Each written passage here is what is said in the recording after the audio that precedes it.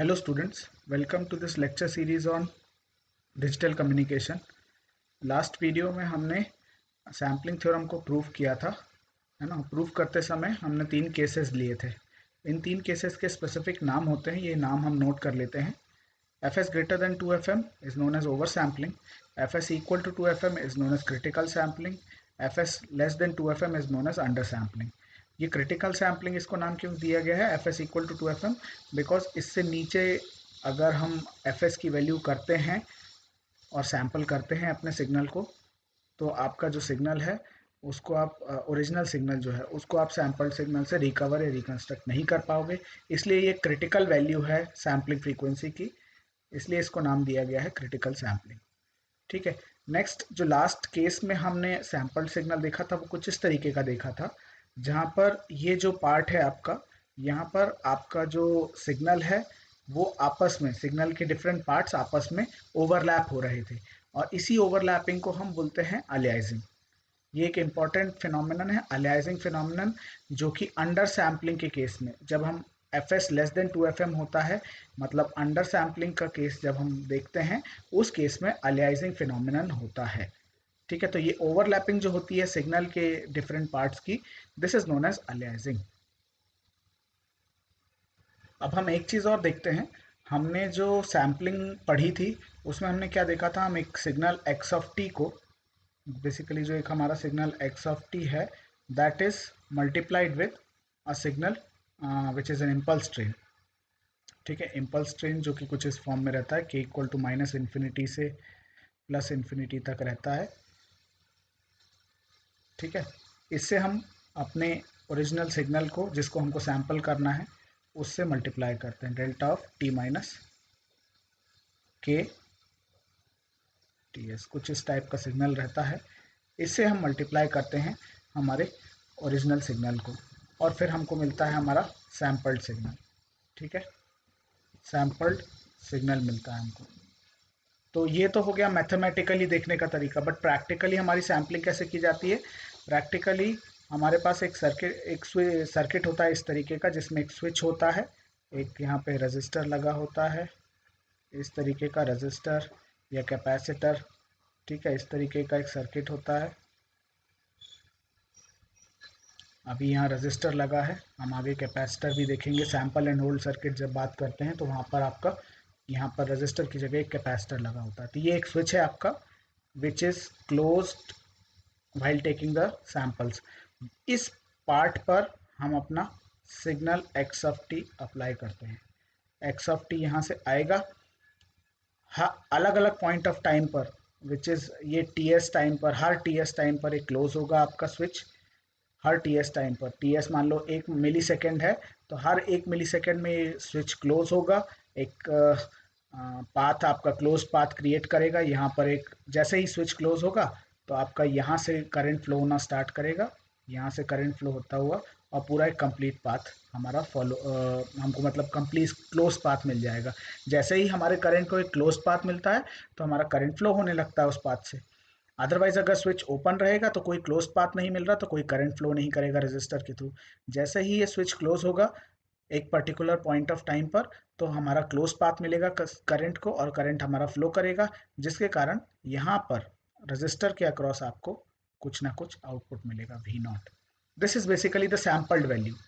ये सिग्नल की sampled value है, अलग अलग पॉइंट ऑफ टाइम पर जो हमको सैम्पल्स मिल रहे हैं, एम्पलीट्यूड मिल रहा है हमारे सिग्नल का। जो ओरिजिनल सिग्नल है, हमने पिछले लास्ट क्लास में देखा था इस टाइप का अगर कोई सिग्नल है, लास्ट वीडियो में देखा था इस टाइप का अगर कोई सिग्नल है और उसको हम सैम्पल कर रहे हैं इस तरीके से, तो ये जो पॉइंट्स हैं, इन पॉइंट पर हमारा क्या हो रहा है, ये स्विच क्लोज हो रहा है। This is -2 ts। ठीक है, this is something -ts, this is 0, this is ts, this is 2ts। तो इन पॉइंट्स ऑफ टाइम पर हमारा जो स्विच है वो क्लोज हो रहा है, ये हमारा x ऑफ t है। ये स्विच जैसे ही क्लोज होगा तो यहाँ पर जो भी वोल्टेज वैल्यू रहेगी आपकी, जितने भी वोल्ट्स की वोल्टेज वैल्यू रहेगी, वो यहाँ, क्योंकि ड्रॉप केवल एक ही जगह हो रहा है। ठीक है, हमने केवीएल देखा है। केवीएल क्या होता है? The voltage drop in a close loop is zero, या द बोलना चाहिए the sum of all the voltage drops in a close loop is always zero, network analysis में पढ़ा है हमने। तो उसी का यूज करते हुए ये xt का जो भी वोल्टेज रहेगा वो voltage minus V naught should be equal to zero. तो मतलब जो xt का जो भी वोल्टेज उस पॉइंट ऑफ टाइम पर रहेगा जहां पर ये ts आपका जो स्विच है, सॉरी ये जो स्विच है ये क्लोज हो रहा है, उस पॉइंट ऑफ टाइम पर जो भी इसका वोल्टेज रहेगा वही वोल्टेज आपको यहाँ पर भी रजिस्टर के अक्रॉस ड्रॉप होने लगेगा, वही वोल्टेज। तो आपको बेसिकली रजिस्टर के अक्रॉस क्या मिल जाएगा, एम्पलीट्यूड मिल जाएगा या वोल्टेज मिल जाएगा आपके सिग्नल का at that point of time. Similarly फिर से आगे बढ़ेंगे, स्विच यहाँ पर फिर से क्लोज होगा, यहाँ का जो वोल्टेज वैल्यू है ये हमको फिर से आउटपुट पर मिलेगी। फिर आगे बढ़े हम, तो जैसे ही फिर से हमारा स्विच क्लोज होगा यहाँ इस पॉइंट ऑफ टाइम पर, तो जो भी हमारा सिग्नल का वोल्टेज होगा वो आउटपुट में मिलेगा। इसी तरीके से हमको आउटपुट में वोल्टेज वैल्यूज हमारे सिग्नल की, या जिनको बोलते हैं हम सैम्पल्ड वैल्यूज, ये मिलने लगती हैं। ये प्रैक्टिकल सिनेरियो है, प्रैक्टिकली सैम्पलिंग इस तरीके से परफॉर्म होती है। तो ये जो टीएस है ये बहुत इंपॉर्टेंट है। ये जो है आपका दिस इज टीएस। तो टीएस बेसिकली आपको क्या बता रहा है कि कितने ड्यूरेशन के बाद स्विच वापस से क्लोज होगा। स्विच क्लोज होता है, तुरंत ओपन हो जाता है, एक वैल्यू हमको देता है, ठीक है, एक वैल्यू हमको मिलती है, वोल्टेज वैल्यू, सैम्पल्ड वैल्यू हमारे सिग्नल की। फिर वो कुछ देर बाद टीएस टाइम के बाद फिर से क्लोज होता है, एक वैल्यू मिलती है हमको, वो फिर से ओपन हो जाता है, और इस तरीके से प्रोसेस चलता रहता है। तो ये जो टीएस टाइम है ये बहुत इंपॉर्टेंट है। ये क्या बताता है, जो स्विच के क्लोज होने का इंटरवल है, कितने इंटरवल के बाद, कितने टाइम के बाद हमारा स्विच क्लोज होगा बार बार, वो बताता है। तो ये बेसिकली स्पीड ऑफ स्विचिंग है, ये जो है स्पीड ऑफ स्विचिंग है, ठीक है। स्विच कितनी देर में बंद हो रहा है, फिर खुल रहा है, बंद हो रहा है, फिर खुल रहा है, ये स्पीड ऑफ स्विचिंग बताता है। ये टाइम जितना कम रहेगा स्पीड ऑफ स्विचिंग हमारी उतनी ज़्यादा होगी। अगर टी एस 1 मिली सेकेंड है और 1 माइक्रो सेकेंड, दो वैल्यूज हैं, तो 1 मिली सेकेंड में speed of switching is less, 1 microsecond में speed of switching will be very high. 1 millisecond है अगर T S, if T S is equal to 1 millisecond, तो 1 second में हमारा स्विच 1000 टाइम्स बंद होगा और खुलेगा। अगर टी एस 1 माइक्रो सेकेंड होता है, इनकेस 1 माइक्रो सेकेंड होता है हमारा टी एस, तो हमारा जो स्विच है वो कितने टाइम्स, 1/1 10⁻⁻⁶, मतलब 10⁻⁶ टाइम्स स्विच बंद होगा और ओपन होगा इन 1 सेकेंड। तो स्पीड ऑफ स्विचिंग कहाँ ज़्यादा लगेगी, जहाँ 1 सेकेंड में ज़्यादा बार स्विच बंद होगा। इस केस में अगर हमारे टी एस की ये वैल्यू रहेगी 1 माइक्रो सेकेंड, तो हमारे स्विच को ज़्यादा बार बंद होना पड़ेगा, क्लोज होना पड़ेगा इन 1 सेकेंड। तो नंबर ऑफ स्विचिंग ऑपरेशन ज़्यादा हैं, तो यहाँ पर आपको स्विचिंग की स्पीड बहुत ज़्यादा लगेगी, स्विचिंग स्पीड इज़ मोर इस केस में, और इस केस में स्विचिंग स्पीड इज़ लेस। और ये टी एस जो है ये डायरेक्टली किस पर डिपेंडेंट है, टी एस डायरेक्टली किस पर डिपेंडेंट है, टी एस हम कहाँ से निकालते हैं, T S is less then और इक्वल टू 1/2 FM। ये हमने सैम्पलिंग थ्योरम में पढ़ा है कि T S should be less than और इक्वल टू 1/2 FM। तो बेसिकली टी एस किस पर डिपेंड करता है, हमारे एफ एम पर। ये बहुत इंपॉर्टेंट पॉइंट है कि टी एस डायरेक्टली कहाँ पर डिपेंड कर रहा है, एफ एम पर। तो एफ एम हमारा कितना है वो डिसाइड करेगा कि हमारा number of switching operation 1 second में कितने होंगे, हमारा स्विच 1 सेकेंड में कितनी बार बंद होगा और ओपन होगा, ये कौन बताएगा, एफ एम डिसाइड करेगा। और एफ एम क्या है, maximum frequency component of the original signal. जो ओरिजिनल सिग्नल है जिसको हम सैंपल कर रहे हैं उसकी मैक्सिमम फ्रीक्वेंसी कितनी है वो डिसाइड करता है कि टी एस की वैल्यू क्या होगी, ठीक है। तो हमारा जो टी एस है, सैम्पलिंग इंटरवल, ये पूरी तरह से एफ एम पर डिपेंडेंट है। और जैसे अगर हम मॉसफेट का यूज़ करके एक स्विच बनाते हैं तो उसके भी कुछ लिमिटेशंस होते हैं, वो कुछ specific number of times he switching operation perform कर सकता है, ठीक है। तो हमको ये भी ध्यान रखना है कि ये एफ एम बहुत ज़्यादा ना हो, ये एफ एम बहुत ज़्यादा रहा तो ये टी एस बहुत कम हो जाएगा, ये टी एस बहुत कम होगा इन केस, तो मतलब आपके स्विचिंग ऑपरेशंस 1 सेकेंड में बहुत ज़्यादा करने पड़ेंगे आपको। अब स्विचिंग ऑपरेशंस अगर बहुत ज़्यादा करने पड़ेंगे तो वो चीज़ प्रैक्टिकली हम पॉसिबल भी है कि नहीं है, ऐसा स्विच बनाना पॉसिबल भी है कि नहीं है जो 10⁻⁹ टाइम्स 10⁻10 टाइम्स 1 सेकेंड में बंद हो सके और हमको वैल्यूज़ दे सके, सैम्पल्ड वैल्यूज़। इस चीज़ का हमको ध्यान रखना पड़ता है, ठीक है। तो इस केस के लिए हम क्या करते हैं, हम एक और चीज़ देखते हैं, एंटी अलाइजिंग फिल्टर एक यूज़ करते हैं। क्या यूज़ करते हैं, एंटी अलाइजिंग फिल्टर। हम देखते हैं एंटी अलाइजिंग फिल्टर क्या होता है। एंटी अलाइजिंग फिल्टर, एंटी अलाइजिंग फिल्टर ये हम यूज़ करते हैं सो दैट हम टीएस को लिमिट कर सकें एक पर्टिकुलर वैल्यू तक। ये एक बेसिकली एक लो पास फिल्टर होता है। लो पास फिल्टर क्या करता है, एक पर्टिकुलर कट ऑफ फ्रीक्वेंसी के बाद कोई फ्रीक्वेंसी पास नहीं होने देता है। तो उससे क्या होता है, सैम्पलिंग के पहले इस फिल्टर का यूज़ करते हैं। एंटी अलाइजिंग क्यों बोलते हैं, क्योंकि ये हमारी जो अलाइजिंग अभी हमने देखी थी थर्ड केस में, F S less than equal to 2FM रहता है अगर, तो उस केस में हमारी अलाइजिंग होती है। जो हमारे various parts of the signal हैं वो आपस में ओवरलैप करते हैं, उसी को हम अलाइजिंग बोलते हैं, अभी हमने देखा। तो ये इस केस में अलाइजिंग भी होती है, उसको भी अवॉइड करता है। अब जैसे एफ का हमारे पास लिमिटेशन है, एफ का लिमिटेशन कैसा है, प्रैक्टिकल लिमिटेशन है, because T S is equal to 1/fs। ठीक है, तो टी एस हमारा लिमिटेड है, एक पर्टिकुलर टाइम इंटरवल में ही हम सैंपल ले सकते हैं। ठीक है, जो स्विचिंग ऑपरेशंस हैं वो लिमिटेड हैं, 1 सेकेंड में इतने ही लिमिटेड ऑपरेशंस हो सकते हैं प्रैक्टिकली। तो उस पर हमारा एफ एस डिपेंडेंट है। अगर टी एस मान लीजिए हमारा 10 ये जस्ट एग्जाम्पल के रूप उसमें बोल रहा हूँ मैं, this is just an example. T S मान लीजिए हमारा 10⁻⁻6 सेकेंड्स है सैम्पलिंग इंटरवल में। इसका ये मीनिंग होता है कि 10⁻6 टाइम्स हमारा जो स्विच है वो क्लोज हो सकता है और एक हमको सैम्पल्ड वैल्यू दे सकता है 1 सेकेंड में। ठीक है, इसका ये मतलब है। तो एफ एस क्या हो जाएगा, एफ एस हो जाएगा हमारा 1 मेगाहर्ट्ज। तो प्रैक्टिकली हमारे पास ये लिमिटेशन अगर है और ये लिमिटेशन होता है, तो हमारे पास लिमिटेशन है कि F S can not be greater then 1 megahertz. और मान लीजिए आपका एफ एम अगर क्या हो गया आपका 0.6 मेगाहर्ट्ज हो गया, मान लीजिए एफ एम इज 0.6 मेगाहर्ट्ज, तो 2FM क्या होगा, 2FM विल बी 2FM आपका हो जाएगा कितना, 1.2 megahertz.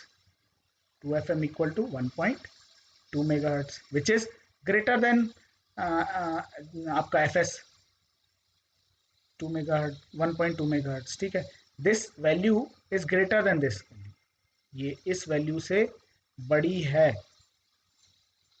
It is greater than this value, मतलब FS is less than 2FM। यहाँ इक्वल टू नहीं आएगा, ये चीज़ आप चेंज कर लीजिएगा, यहाँ पर इक्वल टू नहीं आएगा, ये लास्ट केस में केवल लेस देन होता है, F S less than 2FM, equal to नहीं होता। ठीक है, तो यहाँ पर आपका F S is less than 2FM है। तो अब इस केस में हम क्या कर सकते हैं, एफ एस तो हमारे पास लिमिटेड है, लिमिटेशन है कि इससे ज़्यादा एफ एस हो ही नहीं सकता प्रैक्टिकली।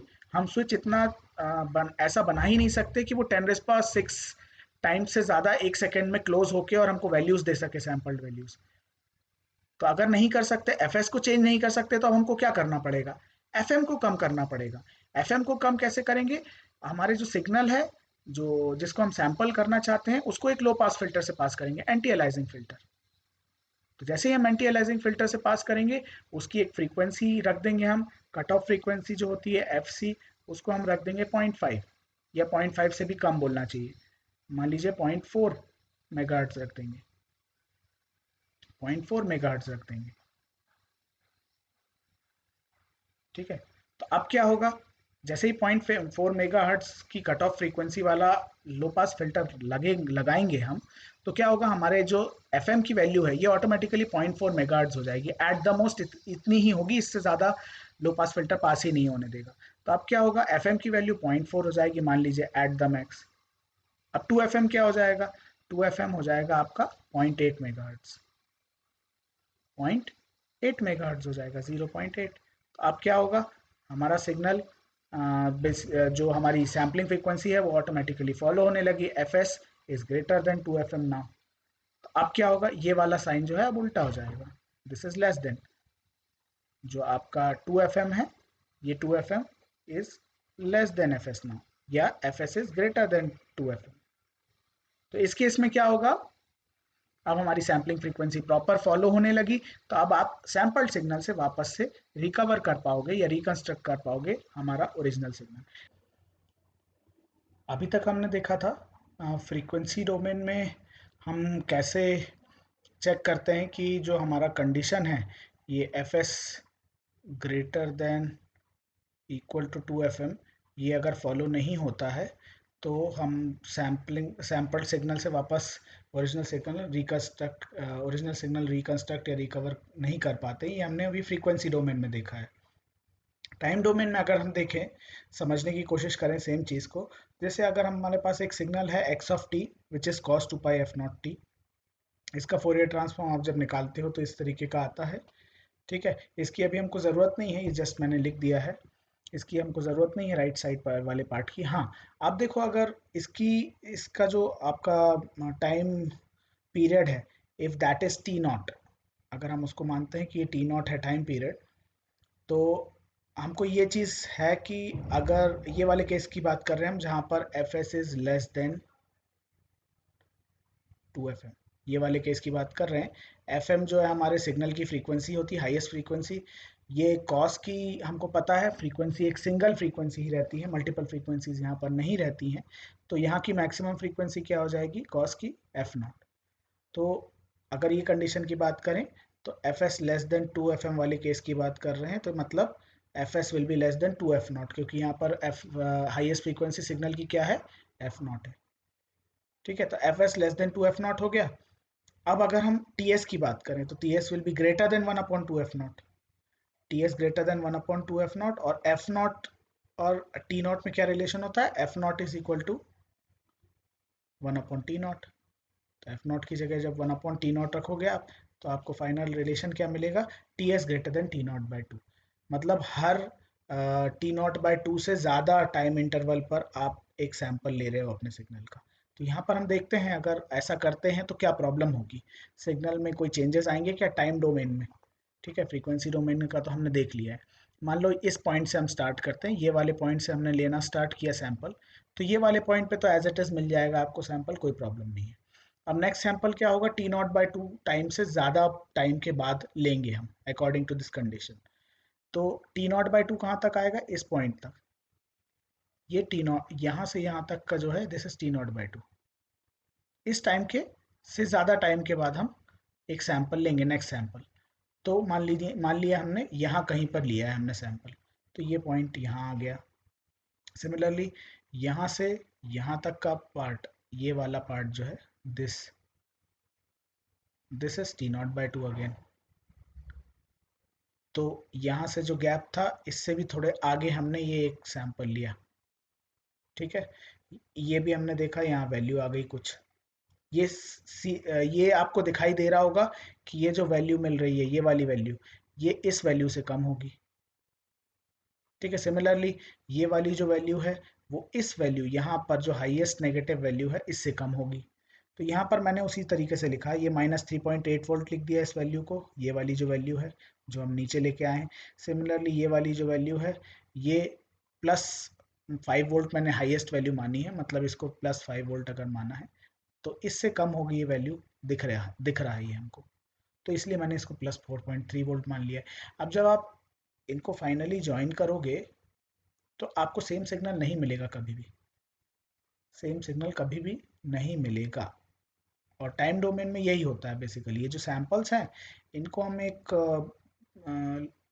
तरीके से फ्री हैंड के थ्रू अगर ज्वाइन करके देखते हैं, तो आपको कभी भी ये सिग्नल नहीं मिलेगा वापस से, जो ओरिजिनल सिग्नल है हमारा। ये लो पास फिल्टर के थ्रू ये काम करते हैं। ये जो टाइम डोमेन का हमको दिख रहा है, ये जो हम जो पॉइंट्स ज्वाइन कर रहे हैं, ये लो पास फिल्टर के थ्रू, इंटरपोलेशन के थ्रू हम करते हैं, वो अभी हम देखेंगे। ठीक है, कि कैसे किया जाता है। बस ये ध्यान रखिए कि आप जब इस सिग्नल को लो पास फिल्टर के थ्रू पास करते हैं, जो आपका सैम्पल्ड सिग्नल है जो यहाँ पर मिलेगा, तो आपको इस टाइप का सिग्नल मिलेगा बेसिकली।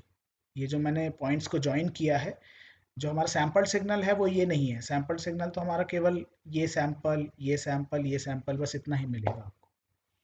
ठीक है, जिनके एम्पलीट्यूड इस तरीके से रहेंगे, पहले सैंपल का एम्पलीट्यूड 5 वोल्ट, दूसरे सैंपल का एम्पलीट्यूड -3.8 वोल्ट, तीसरे सैंपल का एम्पलीट्यूड 4.3 वोल्ट, इस तरीके का सिग्नल आपको सैंपल्ड सिग्नल मिलेगा। जब इसको लो पास फिल्टर से पास करते हैं, है ना, for getting the original signal back, जो हमने देखा था फ्रीक्वेंसी डोमेन में भी, लो पास फिल्टर से पास किया हमने, तो हमको फ्रीक्वेंसी डोमेन में जो हमारा ओरिजिनल सिग्नल था वो मिलने लगता है। यहाँ पर भी वही होना चाहिए, टाइम डोमेन में जो ओरिजिनल सिग्नल हमको था, लो पास फिल्टर से पास होने के बाद वही मिलना चाहिए हमको। लेकिन जब आप लो पास फिल्टर से पास करोगे तो आपको सिग्नल जो मिलेगा वो इस टाइप से मिलेगा, ये जो मैंने बनाया हुआ है। Which is nowhere equivalent to the original signal. तो जैसा फ्रीक्वेंसी डोमेन में हमको ओरिजिनल सिग्नल नहीं मिल रहा था, हमने देखा था इस केस के लिए, fs लेस देन 2fm वाले केस के लिए, केवल इसकी बात कर रहा हूँ अभी मैं, वैसे ही टाइम डोमेन में भी आपको सेम सिग्नल नहीं मिलेगा। और ये मैंने इस कंडीशन से पूरा प्रूफ करके बताया आपको मैथमेटिकली, कि अगर हम सैम्पलिंग इंटरवल आपका T0/2 से बड़ा रहेगा तो इस तरीके का आपको वैल्यूज़ मिलेंगी। और इनको जब आप ज्वाइन करोगे फाइनली, जो कि लो पास फिल्टर करता है इंटरपोलेशन का यूज़ करके, इंटरपोलेशन टेक्निक का यूज़ करके, तो आपको सेम सिग्नल नहीं मिलेगा जो ओरिजिनल होना चाहिए था टाइम डोमेन में जो है हमारा। ये वो देख लिया हमने, टाइम डोमेन में भी सेम चीज़ प्रूफ कर ली हमारी सैम्पलिंग थ्योरम का, कि F S less than 2fm होगा तो आपको दिक्कत जाएगी हमारा जो ओरिजिनल सिग्नल है उसको रिकवर करने में या रिकंस्ट्रक्ट करने में। ठीक है, so this was it for this video, thank you very much.